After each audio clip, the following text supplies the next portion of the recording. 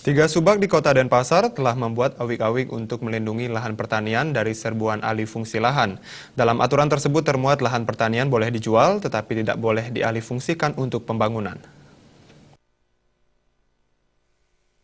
Kepala Dinas Pertanian, Tanaman Pangan dan Hortikultura Kota Denpasar, Gede Ambara Putra mengatakan, tiga subak tersebut yaitu subak Angebaya, Ulemayu, serta subak Sembung berada di Denpasar Utara dan Denpasar Timur. Ketiga subak tersebut memiliki lahan sekitar 160 hektar.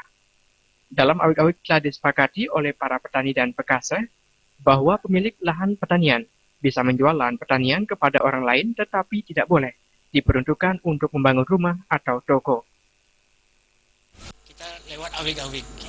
Kita sudah ada lewat awik-awik, itu lewat Pakaseh, lewat Subak, itu ada di Angebaya, di Umalayu, di Subak Sembung, itu sudah dijalankan pakai awik-awik dia. Dia boleh jual tanah pertanian, tetapi tidak boleh membangun. Gede Ambara Putra menambahkan aturan secara informal bertujuan membentengi lahan pertanian di Kota Denpasar agar tidak tergerus alih fungsi lahan.